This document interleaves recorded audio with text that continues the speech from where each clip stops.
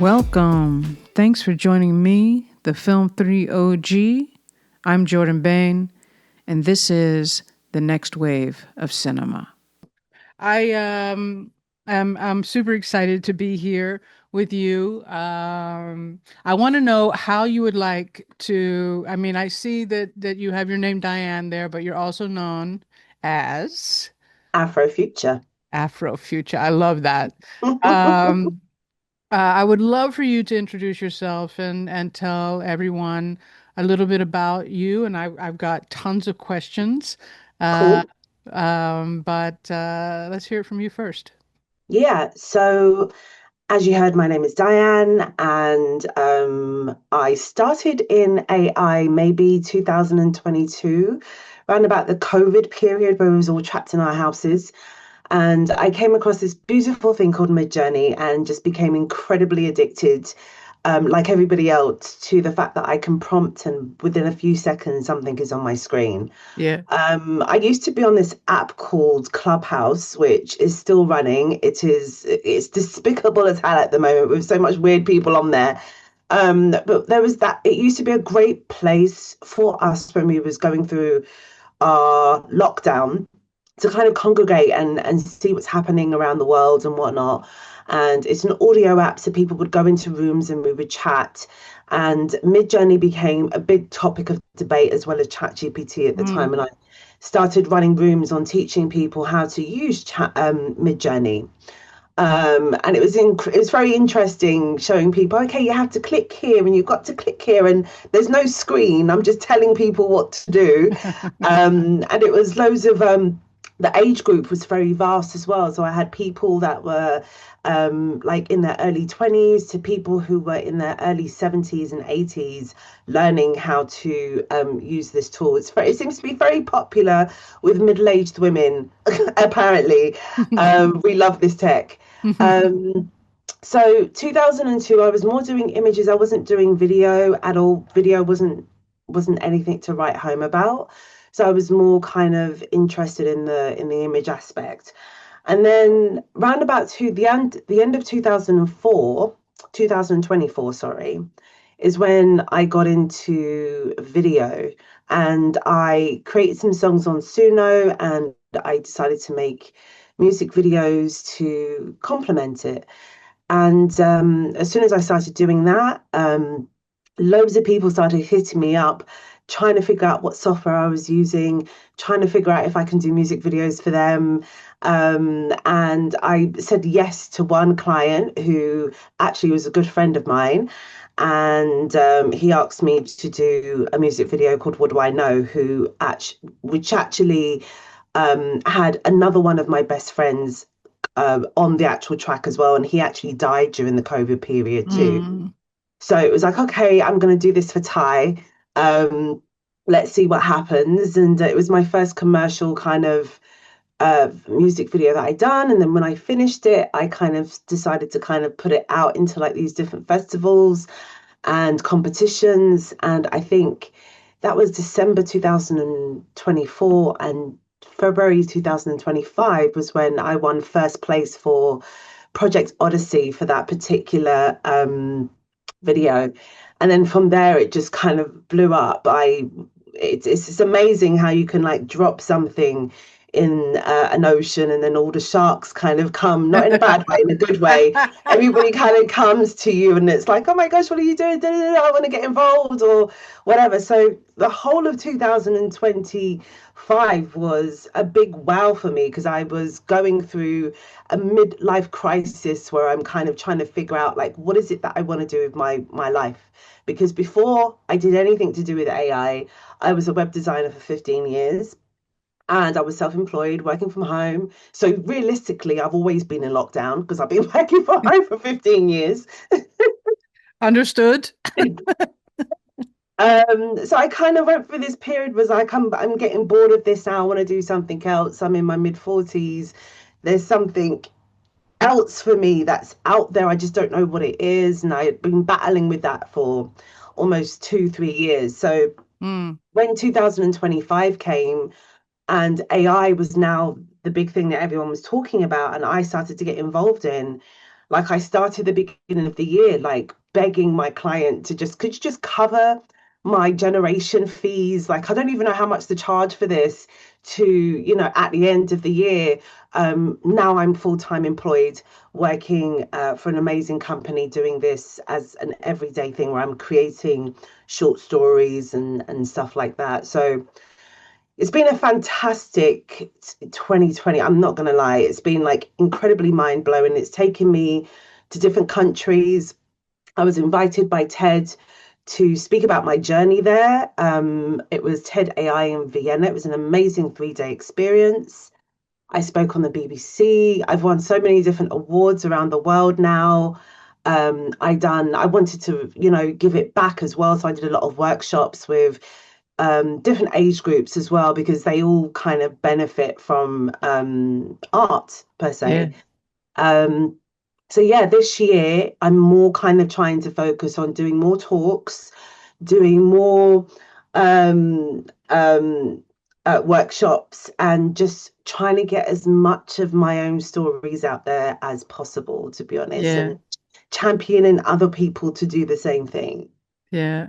I mean, Yeah, I have to say that it's amazing sort of our familiar paths in that I was on Clubhouse and everything that I built with Film3, the brand, started at Clubhouse, but crazy. it started with a thing called elevating women in the NFT space because women were going into these rooms with all the dudes and they were just getting trampled on stage, right? Yes. So I created a safe space, and I'm not kidding you. Some of our spaces would go 9 hours, almost Yes. religiously, Yeah. because so many women had things to say. And I was like, I Yeah. am not closing this room until every woman feels that she has had her say. Yeah. And Yeah. but I Yeah. have to say, a lot of those people followed me over to Twitter, and then building the brand, and then all the sort of like. And my first experience in AI was with Claire Silver, who is sort of like she's an OG. She was the first AI artist out there, like taking the hits for everybody. Um, Oh, thank and you. yeah, and and like she sold at Christie's. She sold. I mean, she is like the OG, right? Wow. And I was very fortunate that when she saw the first short film, I call it a motion picture, but it was really the first kind of like short film put on the blockchain. She bought it because she was very moved by the story, and of course, she was also a bit of an OG in the Web3 world, is 'cause Nice. that's where she was mixing her AI and putting on the blockchain and selling it and things like that. In fact, Yeah. she's taken a ton of her money. I'm just gonna be a stand for Claire Silver at the moment because she is anonymous. And she has taken a lot of her money and she's created these competitions for people, like every quarter. And then she has these huge cash prizes that she gives people, and hundreds of people now, you know, come into the. So you should follow her on Twitter, Yeah, I'd love uh, to. because I you'll get to probably know who already she is. do. You probably exactly. Anyway, all of that to say that she was the very, very first person, and so I got into I can't remember, like it was Stable Diffusion or something that she was Hmm. using early, and I got into it, and I was like, oh look, Claire, I've got a pink thing in a field, I think, with kind of a face, sorta, no hands, but right. And you remember those days, so Yeah, to the speed in which everything is changing is incredible. And I'm just so surprised that I didn't know you before last year, basically, because I mean, I sort of felt like I knew everyone, yeah, and I mean, literally also like grabbing Dustin Hollywood and like I've been taking him around the world to like on speaking engagements and things like that. right. Where I had been like invited and I wanted to literally talk about what's happening in our industry and why Yeah, people should be embracing this, not yeah, hating yeah, us, right? yes. But I Yeah. love your story. I love that this is coming to you and it's been so unexpected, but it's not surprising to me because once I saw that music video last year, and I don't think I saw it until probably summer. I feel like there was the music video that I caught on last summer of yours. It was so gorgeous. And I was like, I think that even may have been when I started to follow you because I was like, all right, I need to pay attention to this woman because she's doing amazing work and somehow had been under my radar. And I've been waiting for the moment for you to have something ready for Medican this year, which I'm really very excited. When I saw the stars, I was like, yes, yes, please, please. Thank you. Thank Yeah, you. it's so beautiful, and your work is moving and relatable, and I just find it so very human. Even though you're using like more anime or animation style rather than like live action animation, at the things that I particularly saw. Mm, What is and by the way, we need to speak just so you know about a speaking engagement in the next few months. And sure. I will end up cutting this part out of our little chat here, No, but that's cool. I figured so. but I wanted it while it was on my brain. I was like, make sure she knows. Yeah, it'll be in London. Sure. Um, so the let's talk about like you said something very, very interesting that I related to. Middle-aged women really were taking to AI. Hmm. And I kind of really believe this is really part of my thesis in life since I started as a actor, that there's a lack of opportunity. And so when new resources come that level the playing field somewhat, we get an opportunity. And the Mm, middle-aged women missed opportunities along the way because they weren't there. It's not that they missed them. hmm. They were not being offered to them, you Hmm. know. And then if we start to talk about not just women in general, but we start to get even more narrow, Black women, Asian women, Native Hmm. American women, Latino women, like whatever we start to like get the tiniest, tiniest, tiniest fragments of opportunity compared to Mm, the rest of the world. So I see, and I've said this many times that Gen AI has offered me the ability to tell stories that I did not have the resources to tell before. And doesn't surprise me that middle-aged women were jumping on this because suddenly they had tools. yeah, 100%. And when I used to, when Dave Hulse, I think that's how you pronounce his name, does his Midjourney sessions every Wednesday, that's what he used to say quite a lot. He said, like, this is middle-aged women are eating this thing up. Do you know what I'm Yeah. saying? And it Yes. really made me think, like, when I was doing the little workshops on Clubhouse, what was really kind of what made me become more of a stand for AI was hearing the testimonials of these women when they would make something and it was just so emotional to them because either, they had been told they were never artistic before, they didn't see themselves as an artistic person, and now you're in a room where everybody else is kind of generating at the same time and we're sharing each other's Mm, prompts and sharing images and we're hyping each other up. It was just such for me, it was so healing in a place where everybody is so separated and isolated.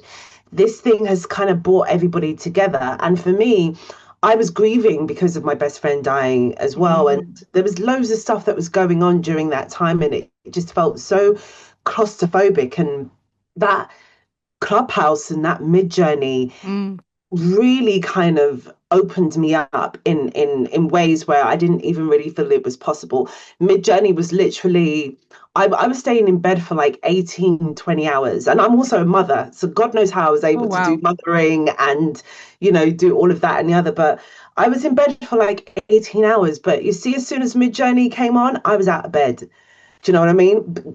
Granted, my desk was right next to my bed, but still I was out of it. One step at a time.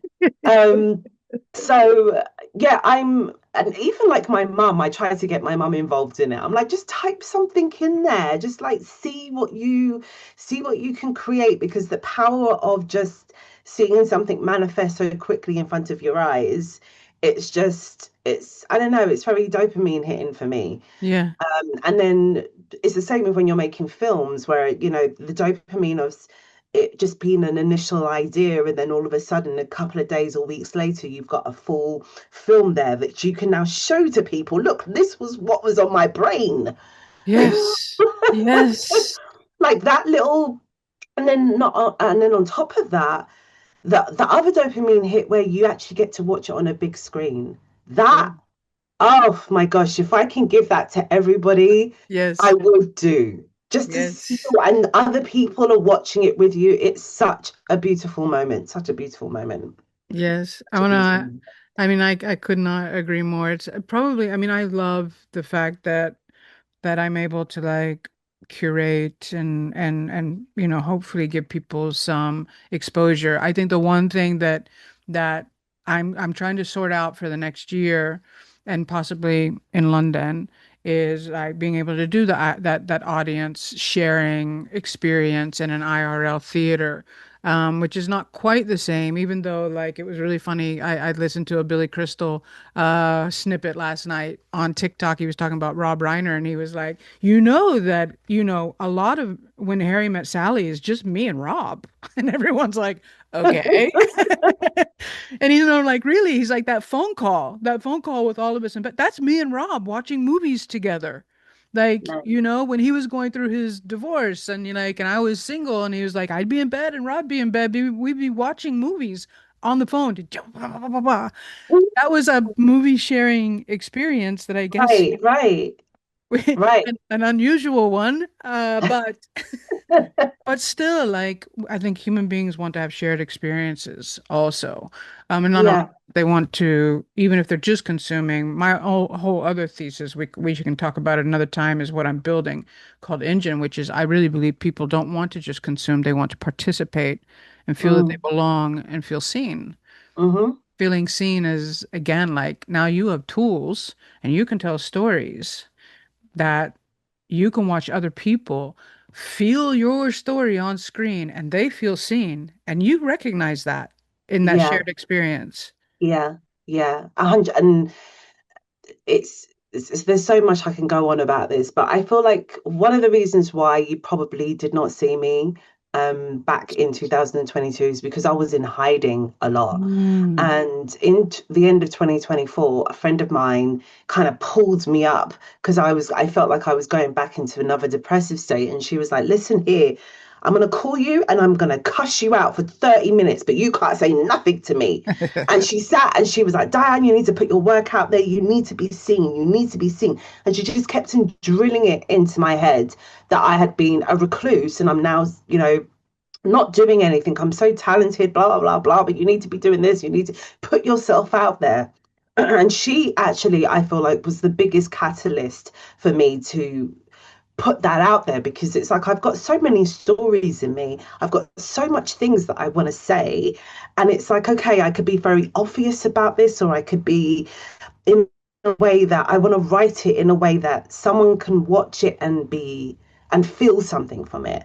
They might have to work out what the hell I'm talking about, but they'll feel something from it. And to me, that's the beauty of AI for me is I get to synthesize these ideas and these stories and these dreams and these thoughts and these philosophies that I have.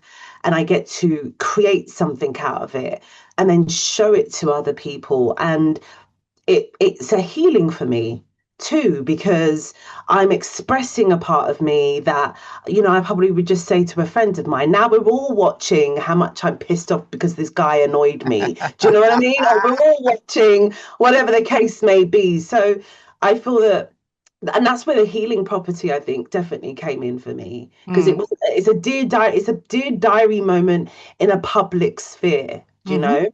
Mm-hmm. And the fact that I get to determine how that looks by using AI is like I want to give that gift to everybody, you know? Mm-hmm. So for me, it's definitely about being seen. And I'm so grateful because last year I got seen in ways that I didn't even expect. It was like God was just taking the wheel and dragging everybody with it and was like, come on, we're all going in this direction. And I felt very grateful for it because number one, there's not many women, there's many women, but they're just not as seen as what I became last year. And when I would go to these talks, they'll be very male dominated. So I was like, yeah, I'm happy to do as many talks as possible. And some women would come up to me at the end of it and say, I'm so glad you're here because it's always men that's giving the talks. It's so good to have some feminine energy that's coming in and talking.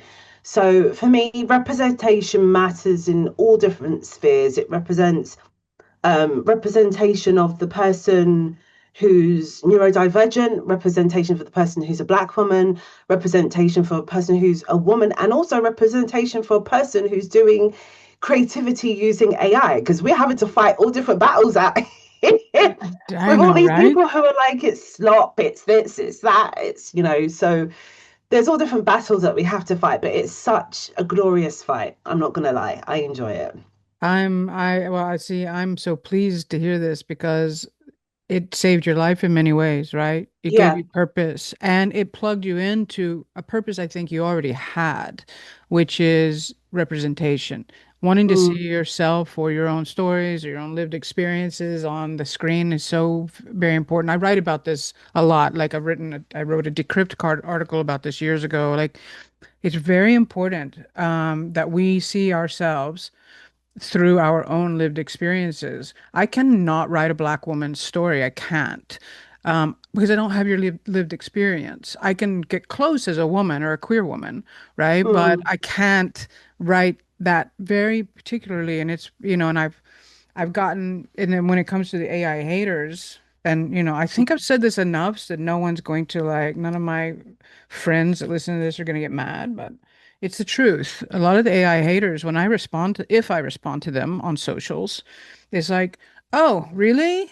Another white man telling me that I shouldn't use these tools because he's got all the opportunities and he doesn't like the tools because guess what? Other people are getting opportunities. So Yeah. and it's almost always a white guy going this, and I Yeah. and I a white cisgendered guy. I'll even get more precise about it. Yeah. So, and that's my experience. I'm not saying that's the only one. Hannah Einbunder just decided to like tell us we were all talentless, but but Well, it's weird because even though it's funny that that's your experience because my experience is it's twofold. So black people in my demographic, a majority of them are not messing with AI, right? And if they do see AI that has a black person in it, they automatically assume that it's a white person behind the using black graphics. So yes, it's difficult because I'm trying to explain there's actually black creators that are trying to reclaim their own stories and create stuff with it. It's not yes, just a white guy sitting there and trying to act like he's this or what. And don't get me wrong, there are profiles out there where they have specifically targeted a certain black look. One thing in particular I know is that a woman who's like half white and half black, and that is not done by a black creator. There's a couple of other, and it's gone super viral. There's a mm, couple of things that have gone super viral and there haven't been black creators, so I can understand it. But I still have to say, no, it's a black creator for this. No, Wallonius Hatcher is a black creator. No, the person who does AI for culture, he's a black creator. I have to name all of these different people. But then in the same breath, they're still feeling like, I don't know if I want to mess with it. So mm-hmm, I feel that with the latest project that I done, which was a music project called Perfect Night, which won the Chroma Award, the person who I did that music video for, he was against AI, but he kept watching me for months and months and months, and he eventually became like, okay, I see what you're doing.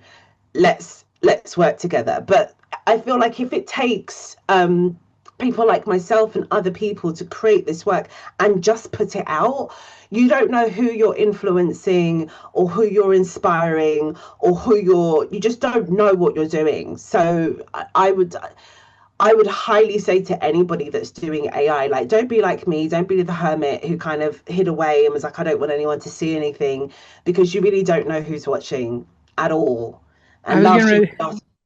I was gonna say, kudos to your friend that got you on the phone. It's like, I'm gonna yell at you for 15 minutes. You can't say anything I because, love her.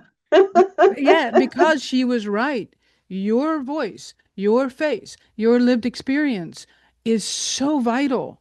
And you just explained it. It's vital Mm, that for the Black community to be able to say, oh, wait, that actually is one of our own telling yeah, our stories, you yeah. know? So you are, your voice right now, and this, and I love it. I love that you're getting invited on all of these panels is incredibly important.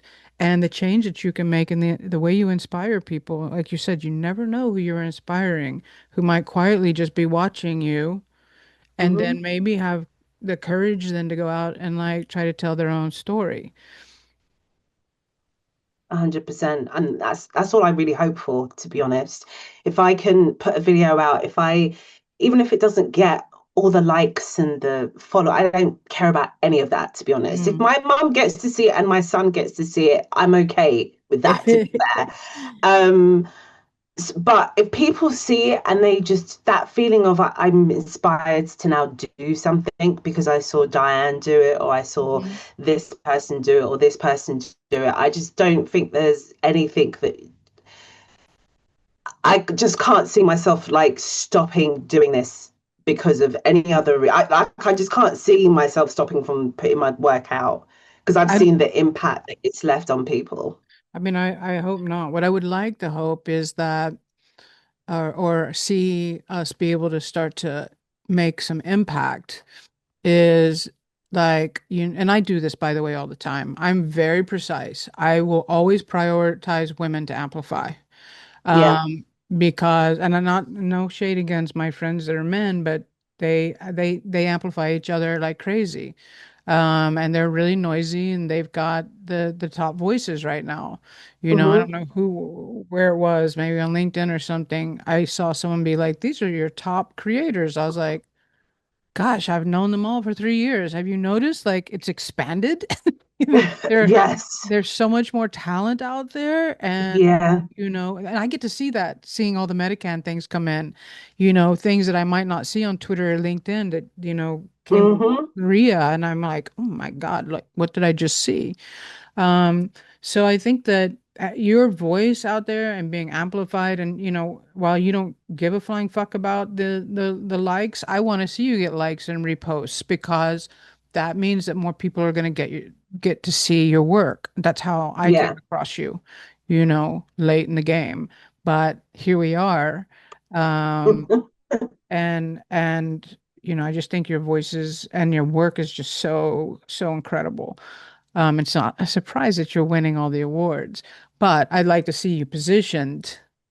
Like I would like to see you positioned, when they are saying, here are the top 10, and I'm looking, I'm like, oh, there are 9 guys and, Well, one to be woman, fair, you to know. be fair, I do. Leonardo just put me in the top 50 women Nice. filmmakers. I'm so happy about that as well because I haven't seen any other kind of AI companies lift us up in that way. Yeah. And this is their second time that they've done an article, and it also got republished in Forbes, which was amazing. Oh, Um, awesome. but yeah, I feel that sometimes for me, I think because I'm trying to protect myself, I try Sure. not to think about the likes and the followers. My one of my friends who constantly watches my work, bless his heart, he is on my back all the time. He's like, Diane, I really wish you fucked with social media like that. And I'm saying to him, well, to be honest, I feel like I'm living my life a bit backwards because I'm still doing the things that I would have done even if I got all of the praise and I got all the likes and whatever. I'm Yeah. still on stages. I'm still earning the money I'm supposed to be earning. I'm flying out tomorrow to Chicago, Oh, So I'm still wow. doing the things I'm supposed to be doing. I just don't have a billion people like admiring me, and that's absolutely fine because I feel like there's also a very thin line between becoming a creative and becoming a content creator. And Oh, I'm yes. so, do you know what I mean? So I Yes. don't want to be the person who's now I've got a million people to make happy and I'm making stuff for them. I don't want to get into that state of mind because it just means I will end up eventually drowning my own creativity out, which is what I've been doing for 44 years anyway. Yes. Um, and now I just want to kind of live in my own creativity and I want to make stuff for me. I can't remember who said it. I think it may have been the guy who did Pulp Fiction. What's his name again? I'm so Quentin terrible. Tarantino. Yeah, where he said, I don't really make films for you guys, I make it for me. And Yeah. it's this it's the same. Like I don't want to be the person who has to put out content every week because the numbers are running low. I just like I really don't want to give a fuck about it. Yeah. I feel like whoever's going to be drawn to me is going to be drawn to me. And when it's my time, or if it's my time to get quote unquote social media famous, then so be it. But right now, my concentration is the work and making sure that I do the things which are on my mood board, which Yes. is workshops, work, fly your ass out of this country. Workshops, work, fly your ass out of this country.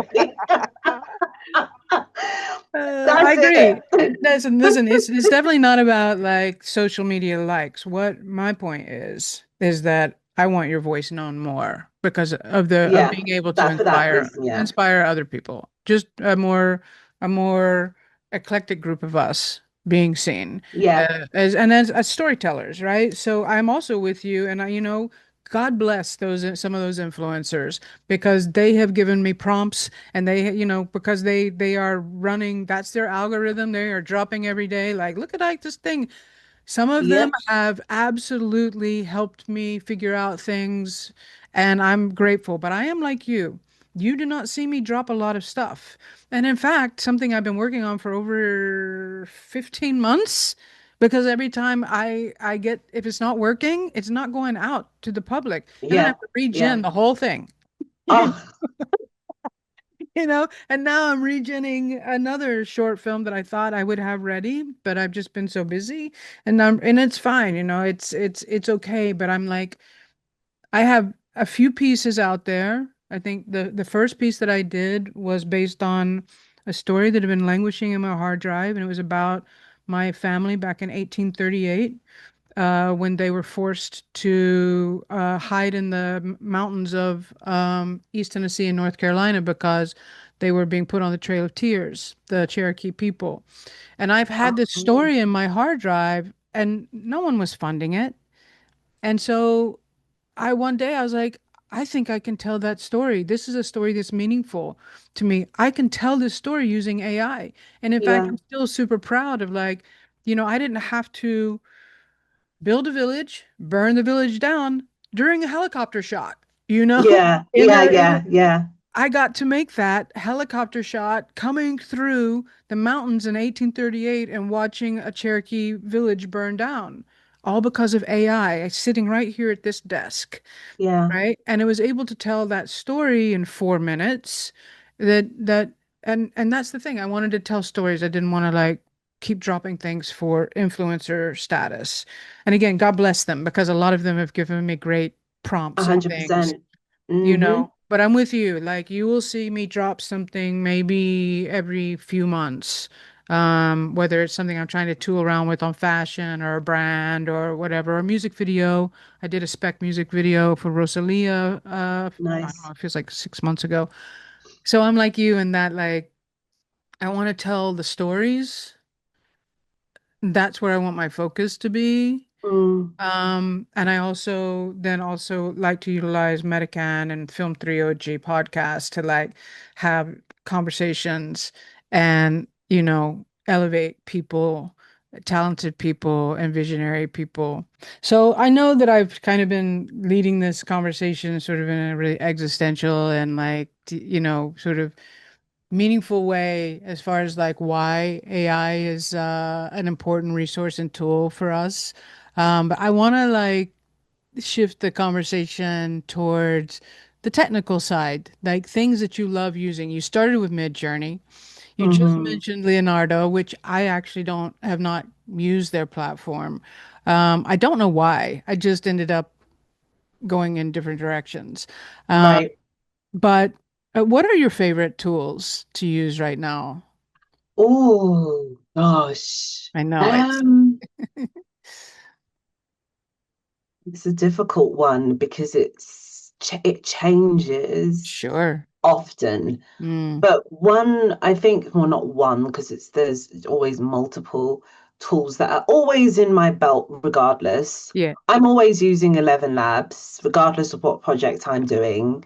That's always in the toolkit, whether it's for sound effects or whether it's for vocals or yeah. using their voice isolator for certain things. Um, I find it to be great. Suno as well. I love Suno. I love Suno. Yeah, Suno, I absolutely love. It's a big shame about Udio, but never mind. That's a Yeah. whole nother conversation. Mm, Suno's amazing. In terms of images, I still go back to Midjourney for styles, not necessarily for creating all of my assets, but just for like the initial style, because I don't think there's anything really like it. Actually, that's a lie. Grok has some really crazy styles too, I'm not gonna lie. So again, this is all to do with more cultural stuff. yeah. So if I ask Grok, for instance, for a photo from the 1980s in Black Britain, like Black Britain 1980s. Yes. It gives me an image that just looks like a photograph from that time. I can go through my Wow. old family books and I could see like the composition, the coloring, everything. It's really good. And then on top of that, when you get the person to speak, the dialect of how we spoke back in the 80s compared to how we speak now are two different things, but it gets it. It understands that during this time period, that's how they used to speak, and this is the lingo, and it's like I can mix it up as well. I can say this person's Jamaican, a Jamaican British woman. That lingo comes out amazing in Grok. I don't know how they do it, but it's such a Mm, great tool for like getting those nuances in people's voices. So again, Grok and Midjourney for styles. mm, Obviously, Nano Banana and sometimes Seed's Dream for editing and for creating my shot lists and stuff like that. For video, I fluctuate. So, and it really depends on what I'm doing. Because as you know, not all models do the whole thing. You have to kind of mix it up sometimes. Though having said that, two of my best films have been done with one platform, funny enough. So I have to maybe rethink that. Maybe it's that idea of I need to have many when really I could just do one. Because one of my favorite films, Wet, that was done with Runway and it was their Gen 48 competition. And I had to only use Runway for hmm. 40 hours and I was just like pulling my hair out. But the restriction made me create one of my best projects ever, actually. And then I did Incredible. one recently, which was the one that I submitted to your competition, The Stars. That was done with one generator, which was Pixverse. They just released their new version, which was version 6. I Wow. I never used well, I did use Pixverse before, but not that much because I didn't really feel like their model was good enough compared to others. But they just released version V6 and another version C1, I think maybe the last 2 weeks. And that film is completely done with Pixverse. Wow. So yeah, I would say currently Pixverse and Kling are probably the two that I use them and Seed Dance, of course. Yeah, but I am such a Kling maxi. I really am. And I'm so grateful to be in their CPP. Like, Yeah, me too. it's made all the difference in the world for Yeah. me. And I tried out some seed dance stuff this week because we got it late in the US, right? And I still right now, and I think it's probably due to my prompting. I'm sure it's due to my prompting not well for seed dance yet. But I'm still just like, if I really want something that I know is going to show up for me when I generate it, I'm Kling Maxi the whole way, you Right. know, and also I like the mocap, to be able to like, and Ryan and I, Uncanny Harry and I, we go back and forth on the mocap Ah, I was stuff. with him yesterday, actually. We all went out for dinner. You did. Yeah. Nice. I love him. But he's like, I think he's also a four-timer in Medican as well. Right. Um, Okay. and I saw him. The last time I was in London, I had lunch with him. Anyway, he and I go back and forth on the mocap thing because I think he does an incredible job. And he was funny. He was like, "You're probably better at this because you were an actor." I was like, "Actually, I think you're better because you exaggerate in a way that like I would tell an actor never to act on film." But that exaggerated motion that he does in the mocap, Yeah. it translates in a fantastic way Yeah. in his work. Yeah. Um, Yeah. but I love this sort of like Pixverse, and Leonardo, these things. I mean, we have so many things that we can choose from in so little time, right? And now Hmm. and now that's what I say. Like I go back to Kling because well, Seed Dance didn't give me what I needed today, and I just really want to get this done, right? Yeah. Um, and my backup has been Veo, but I still just find myself I use Veo sometimes because I'm part of Huluao, however you pronounce it. Howloo. Thank you, I Halu. don't even think the people there even know how to pronounce it. I've heard like 15 different I variations. know, I have spoken to them so many times, I still can't pronounce it. So, um, but I'm a part of that CPP, and they have Veo, and so sometimes I just go in and use that because I know I'm going to get something very, very specific. But I love like the way you're using 11. I used 11 when we could actually like create voices in a way that they don't let us anymore. Hmm. And I love 11 and I love Suno. I mean, I have created a whole, I'm sure you have too. I've got so many pieces of music that I have Yeah. not even released yet, and I'm trying to figure Yeah. out how to release them, Yeah. or Yeah. Yeah. I've done maybe I've done I think 2 or 3 albums with Suno. have I'm you? really into like the cinematic jazz, 1970s inspired kind of jazz from like the CTI Records era.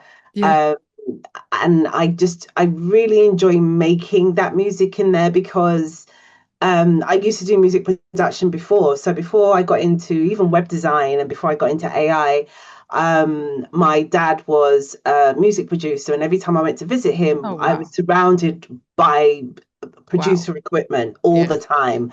So I actually went Analog? to Was he huh? analog? Was he Oh doing yes, Oh, so yeah. that's how we started. We actually, when I started getting into music, we used to record on a massive reel to reel. We had Yes, different variations. So we had the like ones that was like An SSL yeah, we board, had like one the that was like SSL. Oh flat my God. and it Yes. was big, and we had the reels, and then we had one that kind of stood up that was.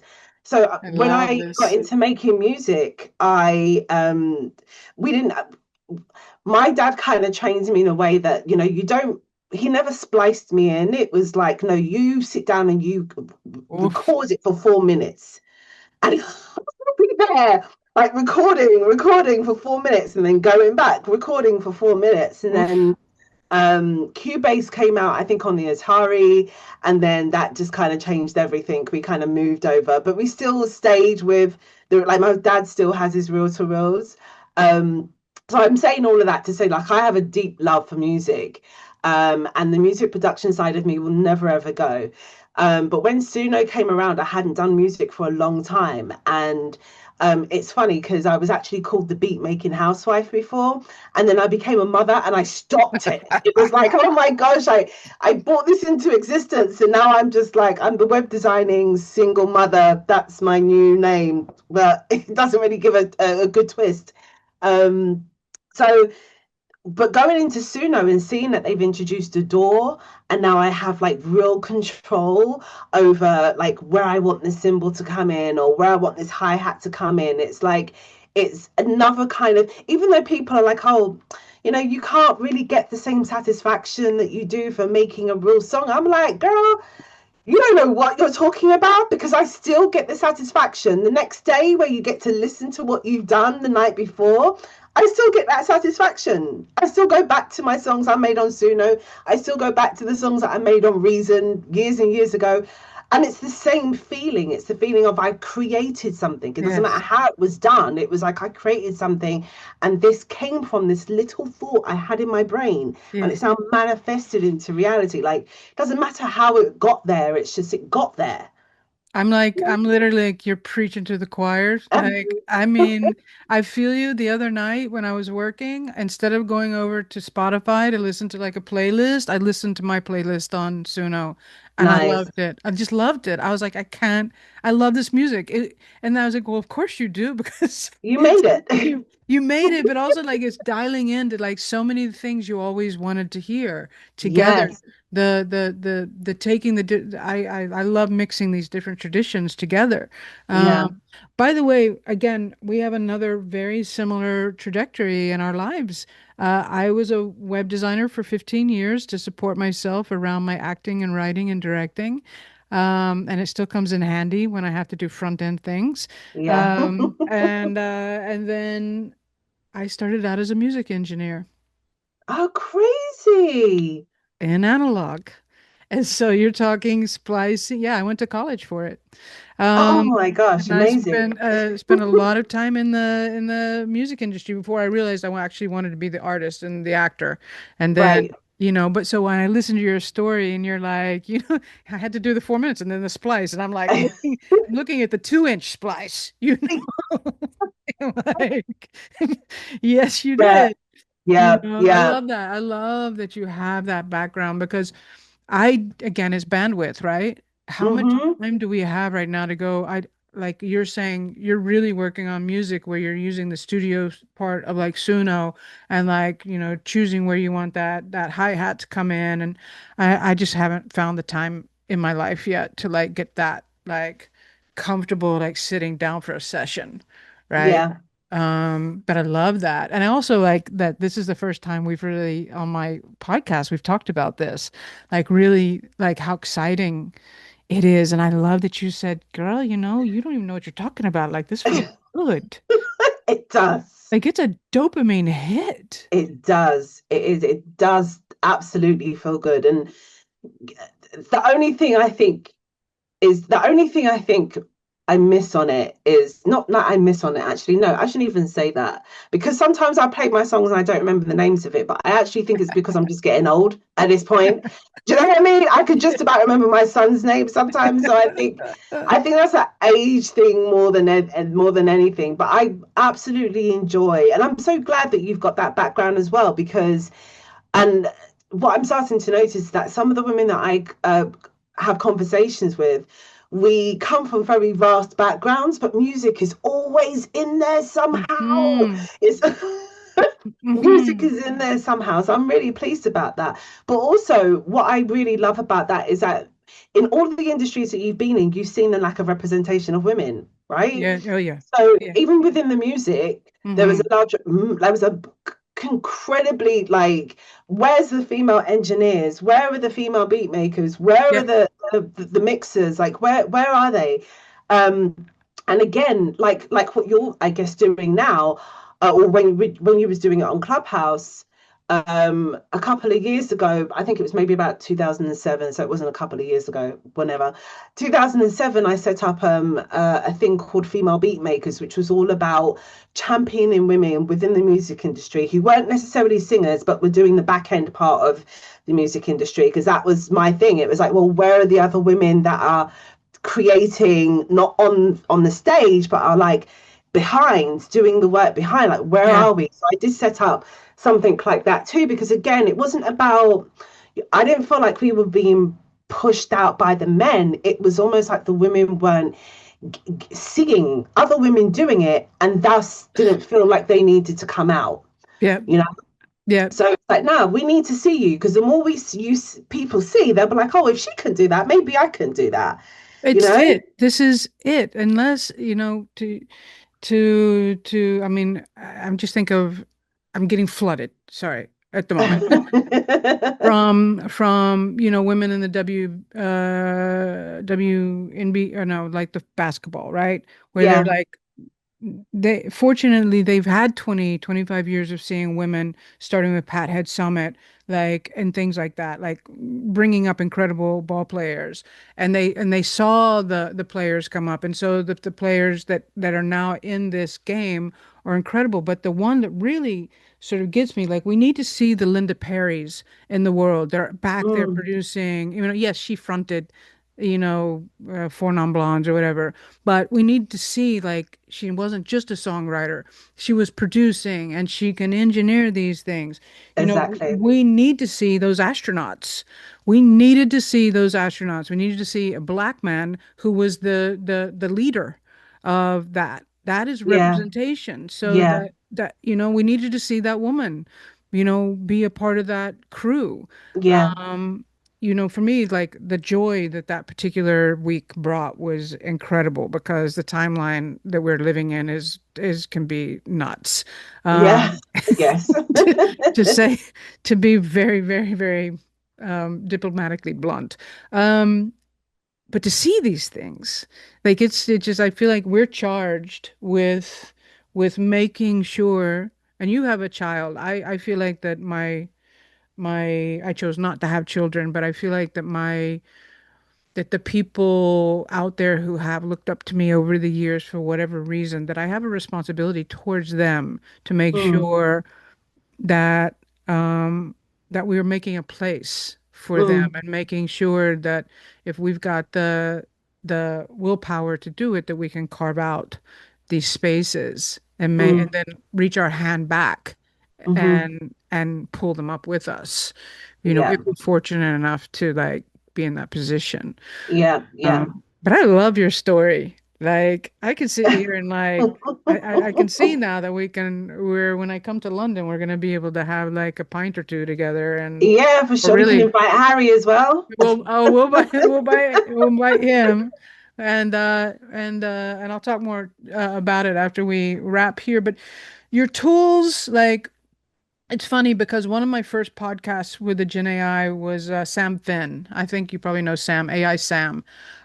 He's out of London, and he was literally, at the time, he couldn't speak about his NDA, but he was the first to work with Spike Lee back in 2022, and he was doing a bunch of stuff for, not Spike Lee, for Spike Jones. I wish Spike Lee. Uh, for Spike Jones. And he was doing a lot of AI work for him under an NDA in 2022. Um, and he does a ton of the brand work now. So you'll see him. If you don't follow him on Instagram, you should. Um, Right. Yeah. he was really, and he's super like you. He didn't care about the likes or whatever. He's super quiet. He does his thing. He lives outside London now, and he's just like, mm. But he's also an incredible human being. Um, and I just feel like that there are tools that he was using then, like Midjourney, is often like a first gen for a lot of us for the style. And then for me, like, I often, if I'm looking for something specific, I'll gen it first and Midjourney, and then I bring it over to Nano Banana because I just like the precision and the editing that I can Mm. get there. Is that something, like, when you think about the way you've used tools, or the way you've evolved in your tools to now? Because, by the way, the adoption, we are now in adoption. The last 2 days alone have shown us that the world is adopting very, very quickly. Yeah. And yet you have an expertise on the tools now. Like, a lot of Hmm. people are going to come in, and we're going to see a whole lot of AI slop coming along with them. Hmm. Hmm.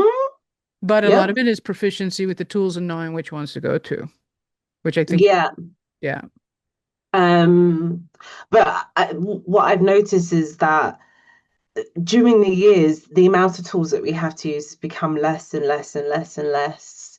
So at this point, and the way that we prompt has become less and less and less difficult. Do you know Hmm. what I mean? So Hmm. I feel like at some point, um, like I'm still learning from the influencers, like you said on Twitter, and when they're posting things on there, I'm like, oh, I didn't know that workflow. Well, that's a great way of doing things. But Right? then something changes, like C Dance came, and I luckily had access to Sea Dance back in January, like Amazing. an untethered version of it. So God, I don't even know how many videos that I generated, but I ended up using Sea Dance like an image generator instead of me going into um, Midjourney. And Mm, so I was creating a 15-second slot of film, but it wasn't really films. I was telling it cut here, like 15 times, cut here, cut here, cut here, and getting it to create an image for me. And then I would cut that video out, that image out, yeah. upscale it, and then create a whole new video from it. And I was like, this is such a great workflow for me. Wow.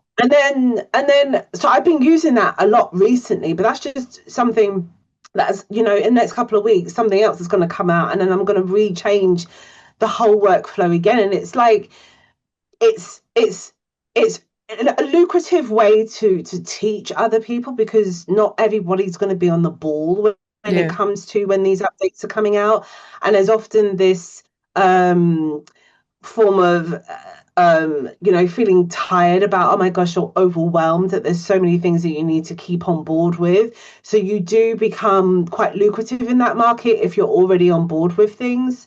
um but where was I going to go with this? um We're but talking about tools.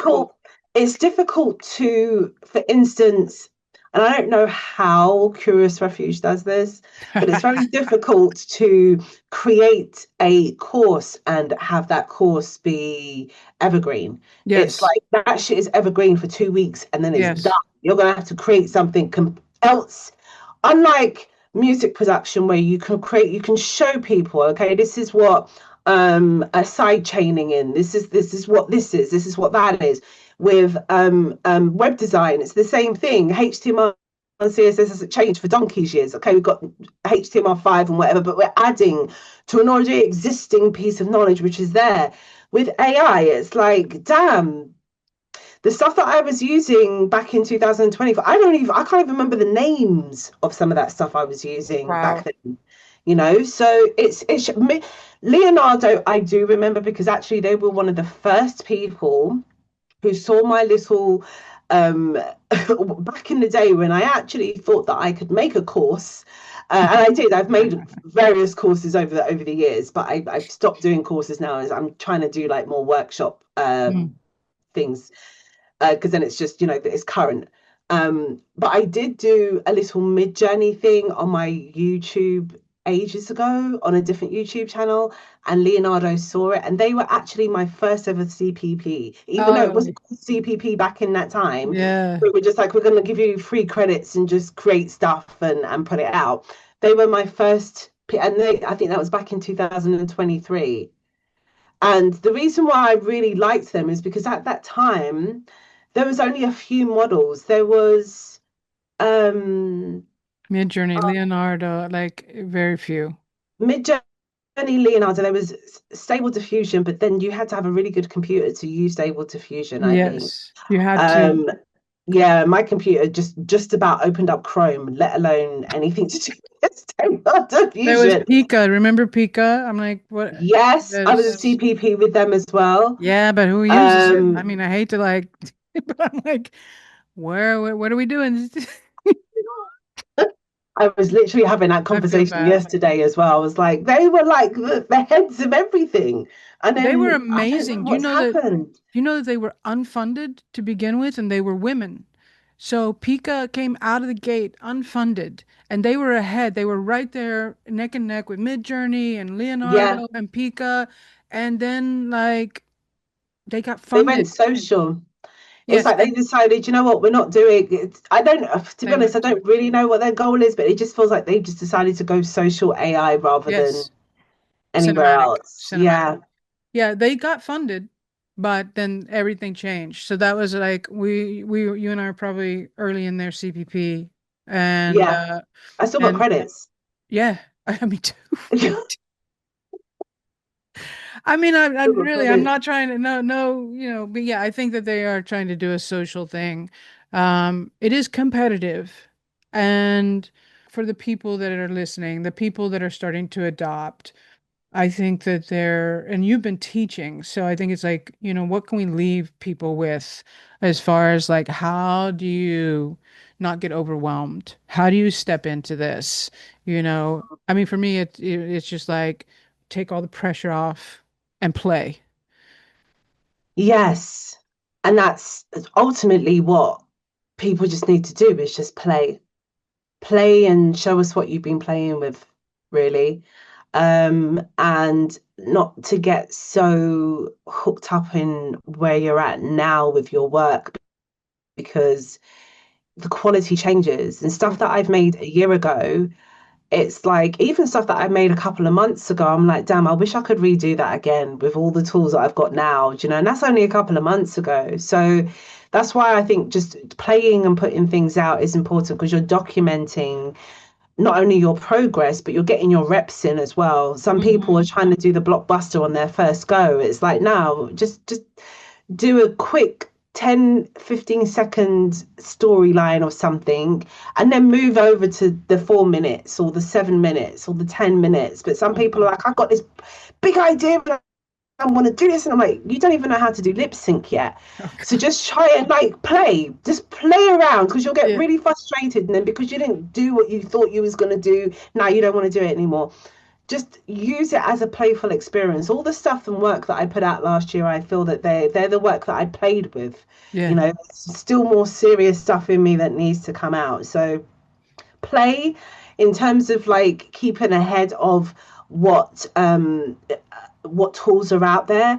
I think Twitter is a great resource. It's like it tells you straight away what's going on. If you don't want to use Twitter, find one or two people on YouTube that you enjoy listening to and just have them as your go-to people. Like don't Hmm. overwhelm yourself as much. Yeah. Or even join groups like WhatsApp groups. There's quite a few of them where people would just tell you, oh, this new thing has just come out, and you don't have to do the running around. So Yeah. there's different ways. Yeah, I agree. I mean, a lot of people don't really love Twitter, but I find that it has been an incredible, I mean, even back in the day before Elmo took over. Mm, When it was just the writers, the great writers that were writing great screenplays and great series, it was writer Twitter was incredible. And they all yeah. left. But now, it to me, Gen AI Twitter is incredible. Mm, And it's why I'm there. It's to learn from everyone and occasionally share when I think that I have something valuable to add to the conversation. mm. But that's how I found you. So where can people find you? So you can find me on my website, which is afrofuture.com. You can find me chatting shit on Twitter, to be honest. Twitter is not my professional source at all. LinkedIn is probably more my professional source, but you'll find me there under Diane Laidlaw. You may find me under there as Afro Future as well. I'm not sure. And the future is spelled different. It's spelled Futcha. Not HA. yes, Okay. Futcha. But on Twitter, you can still find me as that, but I come under Miss Laidlaw on Twitter. So if you want Yeah. the untethered me, go on Twitter. If you want the professional sleek me, go on LinkedIn. But Yeah, yeah, all of my updates, everything that I'm doing, the events that I'm doing, the show, the films that I put out, yeah. ultimately everything is on my website and I update that regularly. Oh, awesome. What is it? Afrofuture.com. Awesome. Amazing, amazing. This is like if I had an extra question, but like again, they pile up in my brain and I don't know how to stop those and like choose one. So let me just say that um I would love to revisit a conversation with you within a year, because Mhm. I think, as I said, adoption happening this week like crazy. And I think in a year, we're going to have a lot more Yeah. to talk about. And so Okay. if you're down for doing that and coming back on, and having more conversations leading in Gen AI, Absolutely. Yeah, I will do. amazing, amazing.